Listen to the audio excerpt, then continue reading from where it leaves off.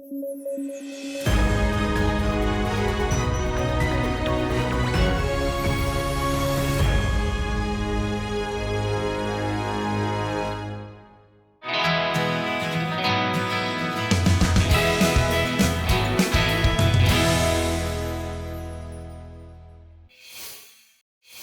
मार्च को दुनिया भर में अर्थ आवर यानी पृथ्वी काल मनाया गया। हर साल मार्च के अंतिम शनिवार को स्थानीय समय के अनुसार 8:30 से 9:30 बजे के बीच इसका आयोजन किया जाता है।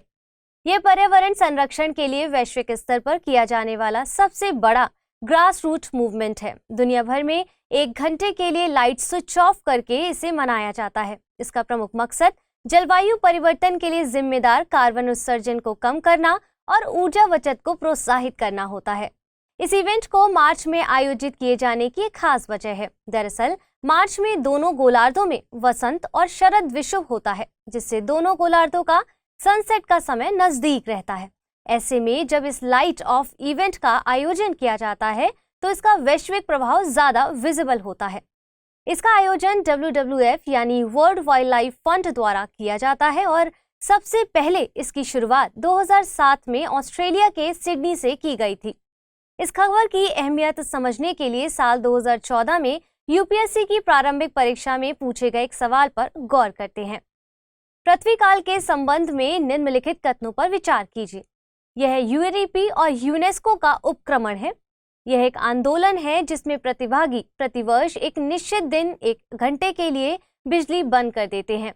यह जलवायु परिवर्तन और पृथ्वी को बचाने के लिए जागरूकता लाने वाला आंदोलन है। उपयुक्त कथनों में से कौन सा या से सही है? केवल 1 और 3, केवल 2, केवल 2 और 3, 1, 2 और 3। इसका सही जवाब है विकल्प सी। महासागरों की वकालत करने वाले एक समूह आसियाना ने हाल ही में एक रिपोर्ट जारी की थी। रिपोर्ट के मुताबिक ई-कॉमर्स कंपनी अमेजन ने अकेले 2021 में पैकेजिंग से निकले वेस्ट से 321 मिलियन किलोग्राम प्लास्टिक वेस्ट का उत्पादन किया है। ये वे पैकेट्स हैं जिनमें कंपनी अपने ग्राहकों को पैकेज घर पहुंचाती है। आसियाना के मुताबिक इतनी प्लास्टिक से पृथ्वी को 800 बार सर्कल किया जा सकता है।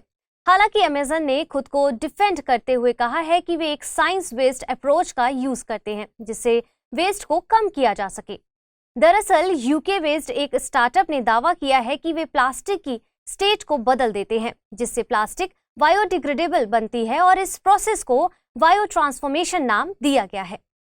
इस तकनीक में जो प्लास्टिक महासागरों में जाने से बच जाती है उसे प्रोसेस किया जाता है। इस तरह बनी प्लास्टिक देखने में परंपरागत प्लास्टिक की तरह ही लगती है। इससे बने उत्पाद एक्सपायर होने के बाद सेल्फ डिस्ट्रक्ट यानी खुद से खत्म हो जाते हैं।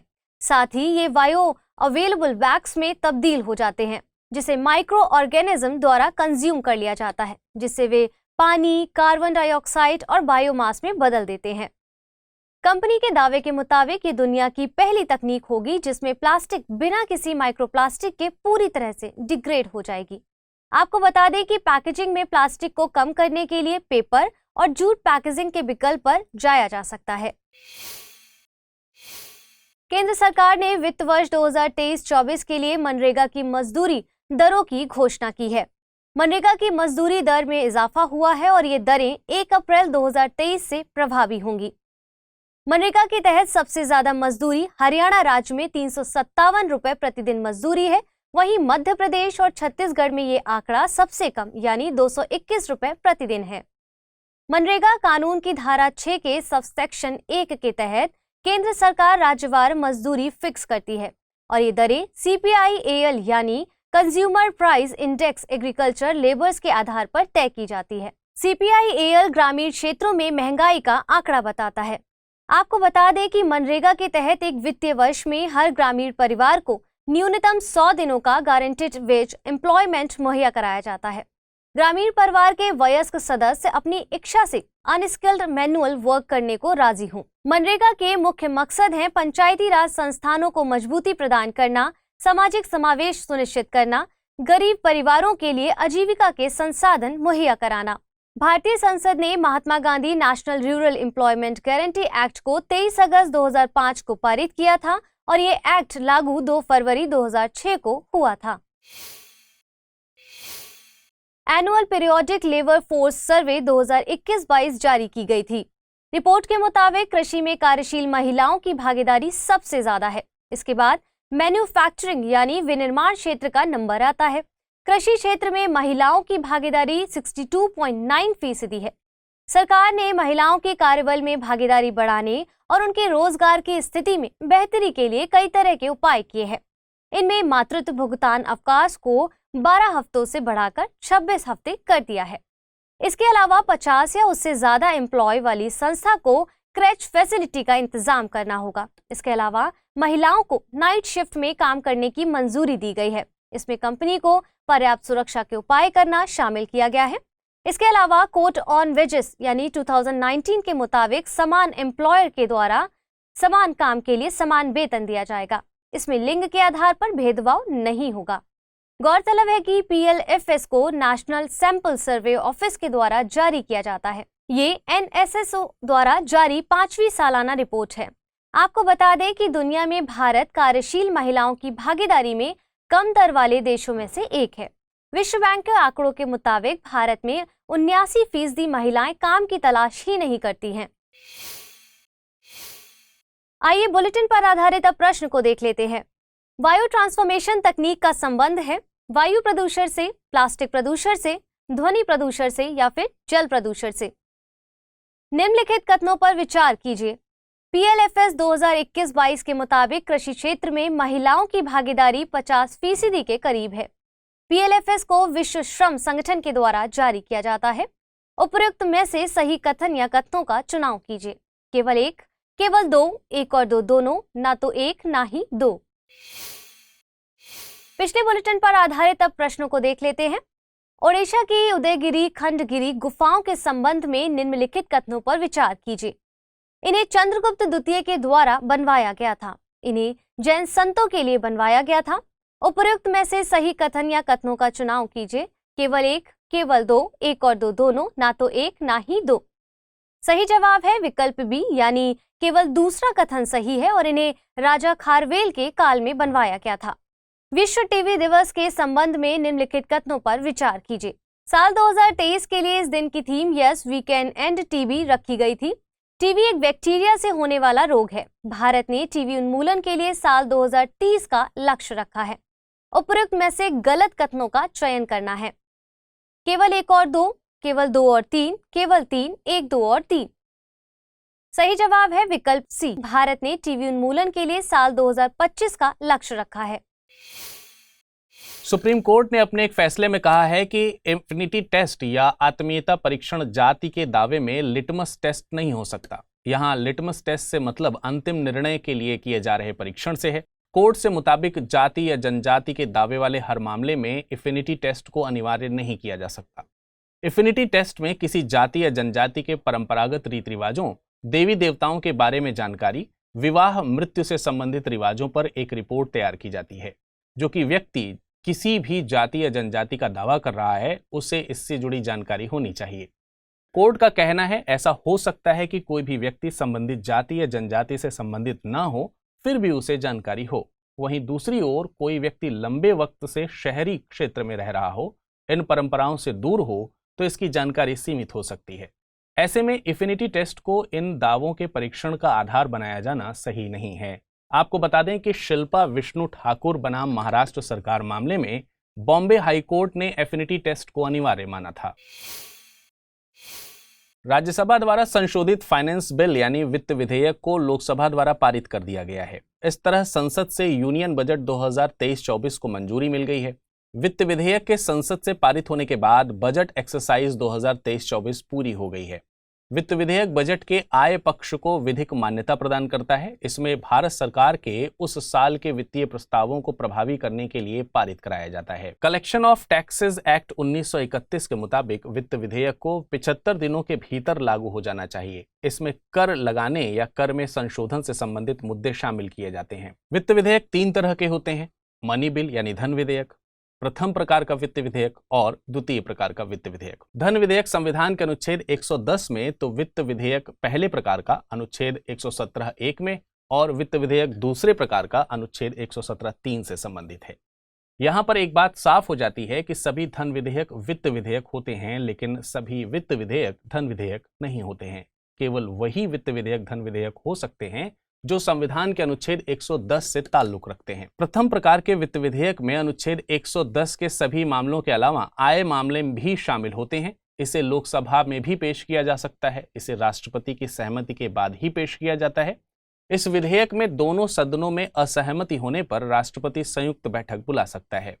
दूसरे प्रकार के वित्त विधेयक में भारत की संचित निधि पर भारित व्यय संबंधी प्रस्ताव होते हैं। हालांकि इसमें वह कोई मामला नहीं होता जिसका अनुच्छेद 110 में उल्लेख हो। शिक्षा मंत्रालय ने पीएम श्री योजना के लिए देश भर के 9000 स्कूलों का चुनाव किया है। पीएम श्री योजना का पूरा नाम प्रधानमंत्री स्कूल्स फॉर राइजिंग इंडिया है। इन स्कूलों का चुनाव देश के 2.5 लाख स्कूल से किया गया है। इन स्कूल्स में केंद्रीय विद्यालय और नवोदय विद्यालय भी शामिल हैं। इन स्कूल्स का चुनाव 6 पैरामीटर्स पर किया जाता है। इसमें कैरिकुलम, पेडागोगी एंड असेसमेंट, पहुंच और अवसंरचना, मानव संसाधन, समावेशी व्यवस्था, प्रबंधन, निगरानी और बेनिफिशियरी सेटिस्फैक्शन शामिल हैं। पीएम श्री योजना को 5 सितंबर 2022 को घोषित किया गया था। यह एक सेंट्रली स्पॉन्सर्ड स्कीम है। इस योजना के तहत 14,500 से ज्यादा स्कूल तैयार किए जाने हैं। इन स्कूल्स में गुणवत्ता वाली शिक्षा मुहैया कराई जानी है। साथ ही इसे ऐसे कौशल को उभारने की कोशिश की जाएगी जो 21वीं सदी में मददगार हो। ये स्कूल नई शिक्षा नीति को लागू करने के उदाहरण पेश करेंगे। ये योजना 5 सालों 2022-23 से 2026-27 के लिए लागू की जाएगी। इस खबर की अहमियत को समझने के लिए साल 2017 में पूछे गए एक सवाल पर आइए करते हैं गौर। प्रश्न था, विद्यांजलि योजना का उद्देश्य क्या है?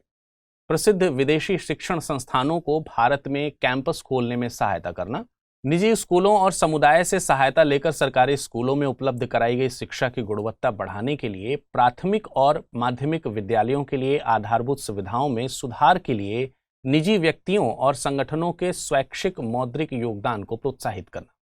नीचे दिए गए कोड का उपयोग कर सही उत्तर का चुनाव कीजिए। केवल 2, केवल 3, केवल 1 और 2, केवल 2 और 3। केंद्रीय सामाजिक न्याय और अधिकारिता मंत्रालय ने स्माइल और श्रेष्ठा योजना को लागू करने के संबंध में जानकारी पेश की थी। स्माइल यानी support for marginalised individuals for livelihood and enterprise में 2 सब स्कीम्स को शामिल किया गया है। इन सब स्कीम्स में central sector scheme for comprehensive rehabilitation for welfare of transgender persons और central sector schemes for comprehensive rehabilitation of person engaged in the act of begging शामिल हैं। स्माइल योजना में ट्रांसजेंडर और भिक्षा मांगने वाले लोगों के पुनर्वास, चिकित्सा सुविधाओं के प्रावधान, परामर्श, शिक्षा और कौशल विकास को शामिल किया गया है। श्रेष्ठा से मतलब है scheme for residential education for student in high schools in targeted areas. इनमें कुछ एनजीओज को फंडिंग मुहैया कराई जाती है जो अनुसूचित जाति से संबंधित विद्यार्थियों की शिक्षा के लिए कार्यक्रम चलाते हैं। चलिए अब समय है आज के बुलेटिन पर आधारित प्रश्नों को जानने का। पहला प्रश्न है, पीएम श्री योजना संबंधित है शिक्षा से, तीर्थ स्थलों के पुनर्निर्माण से, वेदों के शिक्षण से या फिर पर्यटन से। अगला प्रश्न है, निम्नलिखित कथनों पर विचार कीजिए। सभी धन विधेयक वित्त विधेयक होते हैं। सभी वित्त विधेयक धन विधेयक होते हैं। वित्त विधेयक में संयुक्त बैठक का प्रावधान नहीं किया जा सकता। उपयुक्त में से सही कथन या कथनों का चुनाव कीजिए। केवल 1, केवल 2 या 3, केवल 1 और 3 या फिर 1, 2 या 3। आइए अब जान लेते हैं पिछले बुलेटिन पर आधारित प्रश्नों को और उनके सही उत्तरों को। पहला प्रश्न था, बायो ट्रांसफॉर्मेशन तकनीकी का संबंध है वायु प्रदूषण से, प्लास्टिक प्रदूषण से, ध्वनि प्रदूषण से या फिर जल प्रदूषण से। इसका सही जवाब है विकल्प बी यानी प्लास्टिक प्रदूषण से। अगला प्रश्न था, निम्नलिखित कथनों पर विचार कीजिए। पीएलएफएस 2021-22 के मुताबिक कृषि क्षेत्र में महिलाओं की भागीदारी 50% के करीब है। पीएलएफएस को विश्व श्रम संगठन के द्वारा जारी किया जाता है। उपयुक्त में से सही कथन या कथनों का चुनाव कीजिए। केवल 1, केवल 2, 1 और 2 दोनों, ना तो 1 ना ही 2। इसका सही जवाब है विकल्प डी यानी दोनों कथन गलत हैं।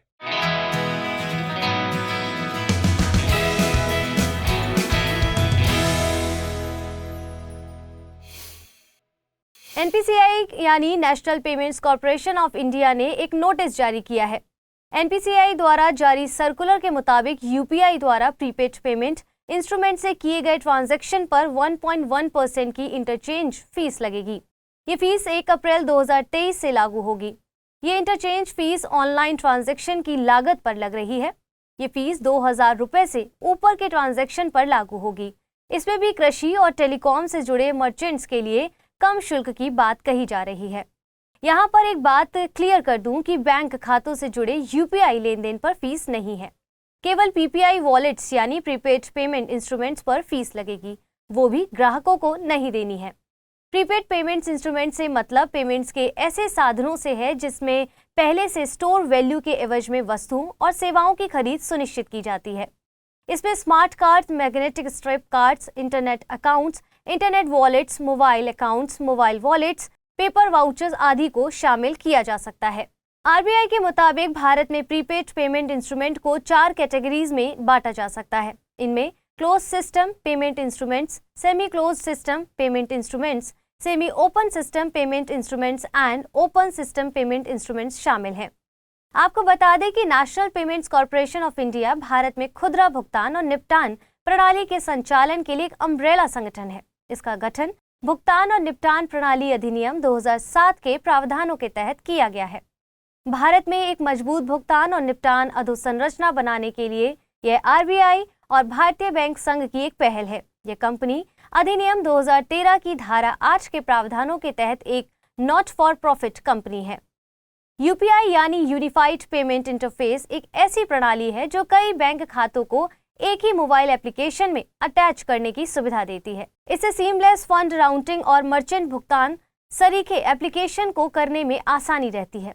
ये पीयर टू पीयर लेन देन को भी पूरा करता है, जिसे आवश्यकता और सुविधा के अनुसार शेड्यूल्ड और भुगतान किया जा सकता है।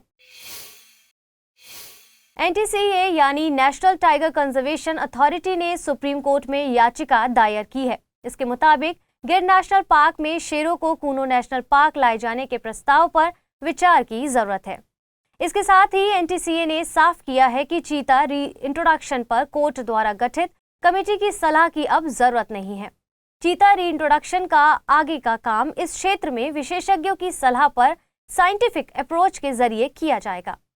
गौरतलब है कि कोर्ट ने एम.के. रंजीत सिंह की अध्यक्षता में एक एक्सपर्ट कमेटी का गठन किया था, जिसने चीता री इंट्रोडक्शन प्लान में एनटीसीए के साथ काम किया था। एनटीसीए के मुताबिक गुजरात सरकार और केंद्र सरकार के प्रयासों से शेरों की संख्या में 29% का इजाफा हुआ है। गुजरात में शेरों की मेटा पॉपुलेशन के पैच भी तैयार किए गए हैं। इसके अलावा हाल ही में कूनो नेशनल पार्क में चीतों को लाया गया है। ऐसे में एक और बड़ी कॉर्निवोर स्पीशीज शेर को इस क्षेत्र में लाना दोनों ही स्पीशीज के विकास के लिए सही नहीं होगा। दोनों के बीच इंटर स्पीशीज कॉम्पिटिशन के चलते दोनों को नुकसान होगा। हालांकि अफ्रीकी देशों में शेर और चीते के कोएग्जिस्ट करने के उदाहरण देखने को मिलते हैं। एनटीसीए शेरों को कूनो नेशनल पार्क में रीलोकेट करने पर फिर से विचार करेगा। साथ ही इस पर 6 महीने में एक रिपोर्ट सबमिट की जाएगी। नेशनल टाइगर कंजर्वेशन अथॉरिटी केंद्रीय पर्यावरण मंत्रालय के तहत एक सांविधिक संस्था है। आपको बता दें कि चीते और शेर में कुछ अंतर होते हैं। चीते शेर की तरह रोर यानी दहाड़ते नहीं हैं। शेर समूह में रहते हैं, जिसे प्राइड कहा जाता है। चीते अपनी फुर्ती और रफ्तार के लिए जाने जाते हैं। ये एक बार में 23 से 26 फीट की छलांग मार सकते हैं।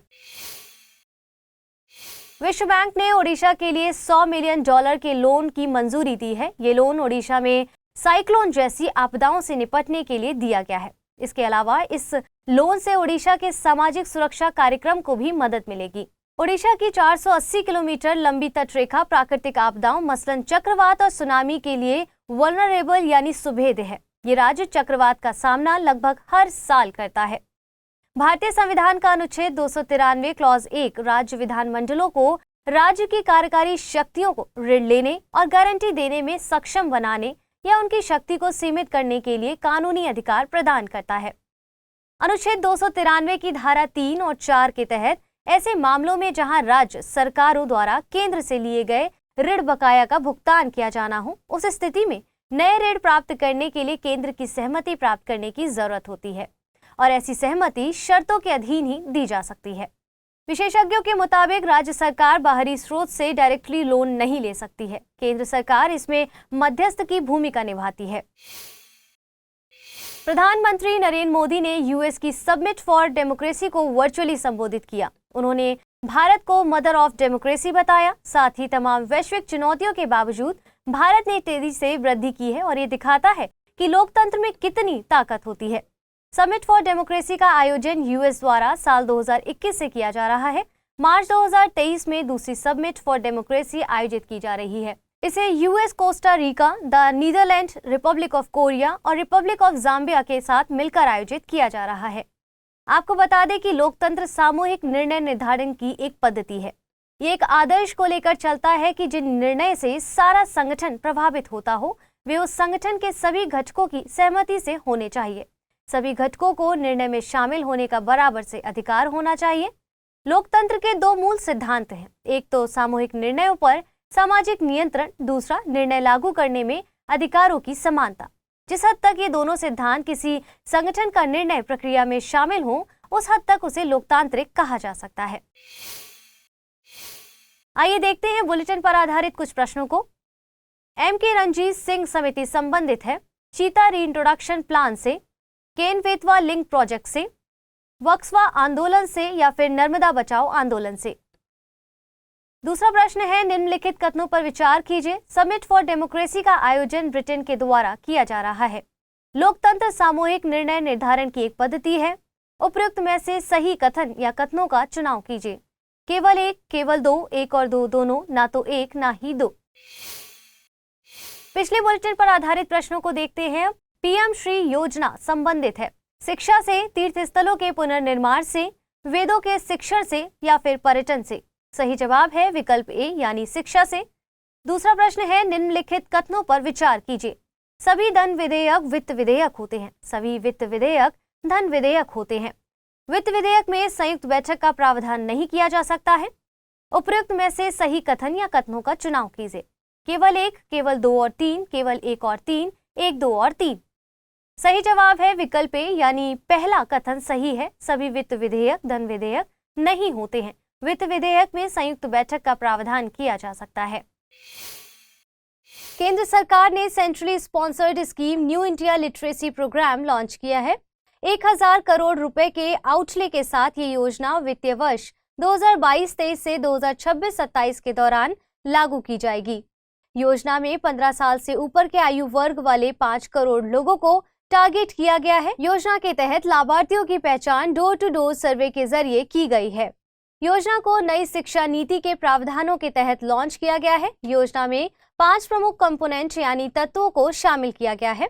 इसमें आधारभूत साक्षरता और संख्या ज्ञान, महत्वपूर्ण जीवन कौशल और बुनियादी शिक्षा, व्यावसायिक कौशल और सतत शिक्षा इत्यादि शामिल है। योजना को शिक्षा मंत्रालय के स्कूल शिक्षा और साक्षरता विभाग के द्वारा लागू किया जाएगा। जनगणना 2011 के मुताबिक 7 साल से ज्यादा उम्र का कोई भी व्यक्ति जो किसी एक भाषा में पढ़ने लिखने में सक्षम है उसे साक्षर माना जाता है। रबर बोर्ड ने मोबाइल ऐप क्रिस्प लॉन्च किया है। क्रिस्प पे मतलब होता है comprehensive rubber information system platform. इसे rubber research institute of India ने डिजिटल यूनिवर्सिटी केरल के साथ मिलकर तैयार किया है। ऐप के जरिए किसानों को उत्पादन और उत्पादकता बढ़ाने के उपाय, उत्पादन की लागत में कमी, मिट्टी की उत्पादकता बनाए रखना और बीमारियों पर नियंत्रण के संबंध में उपायों को लेकर सिफारिश की जाएगी।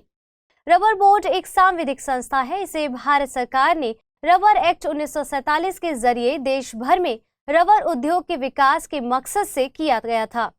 यह भारत सरकार के वाणिज्य एवं उद्योग मंत्रालय के तहत काम करता है। इसका मुख्यालय केरल के कोट्टायम में स्थित है। भारत में प्राकृतिक रबर की व्यावसायिक खेती ब्रिटिशर्स के द्वारा शुरू की गई थी। आपको बता दें कि प्राकृतिक रबर का उत्पादन पौधों की कई प्रजातियों के द्वारा किया जाता है। हालांकि गुणवत्ता और आर्थिकता के लिहाज से प्राकृतिक रबर का स्रोत एक ही प्रजाति तक सीमित होता है। इसका नाम हीविया ब्रोसिलियंसिस है। ये अमेज़न का स्थानिक पौधा है। रबर नेचुरल पॉलीमर का उदाहरण है। कृषि में इसकी गिनती गैर खाद्य फसलों में की जाती है। यह एक विषुवतीय फसल है। हालांकि विशेष परिस्थितियों में इसे उपोष्ण और उष्णकटिबंधीय क्षेत्रों में भी उगाया जा सकता है। इसे आर्द्र और नम जलवायु की जरूरत होती है। इसे 200 सेंटीमीटर से अधिक वर्षा और 25 डिग्री सेल्सियस से अधिक तापमान की जरूरत होती है। भारत में इसे केरल, तमिलनाडु, कर्नाटक, अंडमान निकोबार द्वीप समूह और मेघालय की गारो पहाड़ियों में उगाया जाता है। भारत में रबर का सबसे ज्यादा उत्पादन केरल में किया जाता है। प्राकृतिक रबर के उत्पादन के मामले में देशों में पहले नंबर पर थाईलैंड है। 30 मार्च को श्यामजी कृष्ण वर्मा की पुण्यतिथि मनाई जाती है। उनका जन्म 1857 में वर्तमान गुजरात में हुआ था। वे समर्पित राष्ट्रवादी और साहसी व्यक्तित्व के स्वामी थे। वे अन्याय व औपनिवेशिक शासन के विरुद्ध भारत के स्वतंत्रता संग्राम में अग्रणी रहे थे। वे ऑक्सफोर्ड यूनिवर्सिटी में संस्कृत पढ़ाने के लिए गए थे। उन्होंने लंदन में इंडियन होम रूल सोसाइटी की स्थापना की, जिसे इंडिया हाउस के नाम से भी जाना जाता था। इंडिया हाउस द्वारा इंडियन सोशलिस्ट जर्नल निकाला जाता था, जिसमें औपनिवेशिक सत्ता की आलोचना की जाती थी। बीडी सावरकर और लाला हरदयाल इंडिया हाउस से जुड़े अन्य नाम थे। इंडियन सोशलिस्ट जर्नल का संपादन श्यामजी कृष्ण वर्मा के द्वारा किया जाता था। वे बॉम्बे आर्य समाज के पहले अध्यक्ष थे। वे दयानंद सरस्वती से खासे प्रभावित थे। भारत के कई राज्यों में उन्होंने दीवान के तौर पर भी काम किया था। ब्रिटिशर्स की तमाम आलोचनाओं के चलते वे लंदन से पेरिस चले गए थे। वहीं आंदोलन को जारी रखा। उन्होंने अपना अंतिम जीवन स्विट्जरलैंड में बिताया।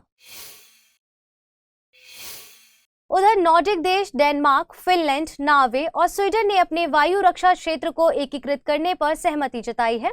ऐसा शायद ही देखा जाता है कि एक देश अपने सैन्य बलों को दूसरे के साथ जोड़ना चाहते हैं, मगर यूक्रेन के खिलाफ रूस के आक्रामक रवैये ने नॉर्डिक देशों को सुरक्षा गठजोड़ बनाने के लिए प्रेरित कर दिया। सुरक्षा के डर से ये देश एक साझा वायु रक्षा क्षेत्र बनाने पर सहमत हो गए हैं। परंपरागत तौर पर ये नॉर्डिक देश अपनी क्षेत्रीय सुरक्षा के लिए ब्रिटेन और अमेरिका पर निर्भर हैं, मगर बदल रहे भू राजनीतिक परिस्थिति को देखते हुए इस क्षेत्र के राज्य अब रूस के विरुद्ध प्रतिरोधक क्षमता बढ़ाने के लिए स्थानीय गठजोड़ बना रहे हैं। उभर रही इस नई सुरक्षा व्यवस्था को न्यू वार्सा पैक्ट नाम दिया जा रहा है। वार्सा पैक्ट का गठन 14 मई 1955 को सोवियत नेताओं निकिता खुश्रेव और निकोले बुल्गानिन के समय हुआ था। 1 जुलाई 1991 में इस संधि का अस्तित्व समाप्त हो गया है। ये पैक्ट मूल रूप से सोवियत संघ और अल्बानिया, बुल्गारिया, चेकोस्लोवाकिया, पूर्वी जर्मनी, हंगरी, पोलैंड और रोमानिया से बना था और एक साझा रक्षा संगठन की स्थापना करता था। 1968 में अल्बानिया और 1990 में पूर्वी जर्मनी इस संधि से पीछे हट गया। आगे चलकर अप्रैल 1985 में इस संधि को नया रूप दिया गया। शीत युद्ध की समाप्ति के बाद वार्सा पैक्ट को भी समाप्त कर दिया गया, क्योंकि वार्सा पैक्ट का गठन शीत युद्ध के दौर में नाटो से मुकाबला करने के लिए ही किया गया था। चलिए बुलेटिन पर आधारित प्रश्नों को देख लेते हैं। रबर बोर्ड के संबंध में निम्नलिखित कथनों पर विचार कीजिए। रबर बोर्ड एक सांविधिक संस्था है। यह कृषि मंत्रालय के तहत काम करता है। रबर बोर्ड का मुख्यालय तिरुवनंतपुरम है। उपयुक्त में से सही कथन चुनिए। केवल एक, केवल दो और तीन, केवल एक और तीन, एक, दो और तीन। दूसरा प्रश्न है आज का, इंडियन सोशलिस्ट जर्नल के संपादन के लिए निम्नलिखित में से किसे जाना जाता है? ईश्वर चंद्र विद्यासागर, श्यामजी कृष्ण वर्मा, दादा भाई नेरोजी, लाला लाजपत राय। आइए पिछले बुलेटिन पर आधारित प्रश्नों को देख लेते हैं। एम.के. रंजीत सिंह समिति संबंधित है चीता रीइंट्रोडक्शन प्लान से, केन बेतवा लिंक प्रोजेक्ट से, वक्सवा आंदोलन से या फिर नर्मदा बचाओ आंदोलन से? सही जवाब है विकल्प ए, यानी चीता रीइंट्रोडक्शन प्लान से। दूसरा प्रश्न था, निम्नलिखित कथनों पर विचार कीजिए। समिट फॉर डेमोक्रेसी का आयोजन ब्रिटेन द्वारा किया जा रहा है। लोकतंत्र सामूहिक निर्णय निर्धारण की एक पद्धति है। उपयुक्त में से सही कथन या कथनों का चुनाव कीजिए। केवल एक, केवल दो, एक और दो दोनों, ना तो एक ना ही दो। सही जवाब है विकल्प बी, समिट फॉर डेमोक्रेसी का आयोजन यूएसए के द्वारा किया जा रहा है।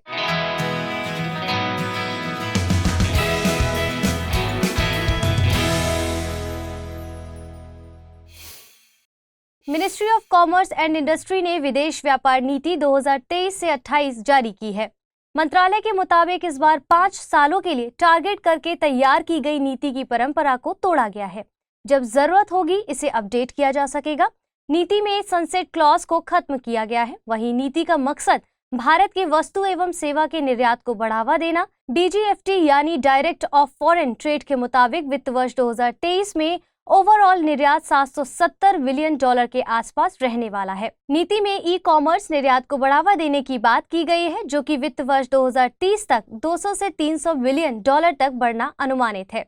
फरीदाबाद, मुरादाबाद, मिर्जापुर और वाराणसी को टाउन्स ऑफ एक्सपोर्ट एक्सीलेंस घोषित किया गया है। नीति में भारतीय रुपए को वैश्विक मुद्रा बनाने पर जोर दिया गया है।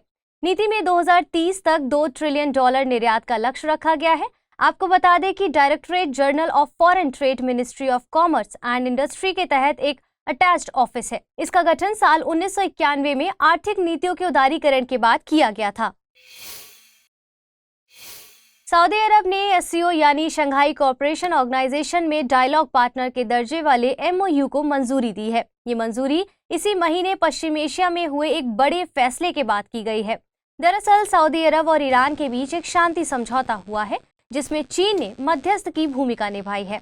इस समझौते के बाद दोनों देशों के बीच संबंध फिर से स्थापित होंगे और साथ ही दोनों देश अपनी एम्बेसी फिर से स्थापित करेंगे।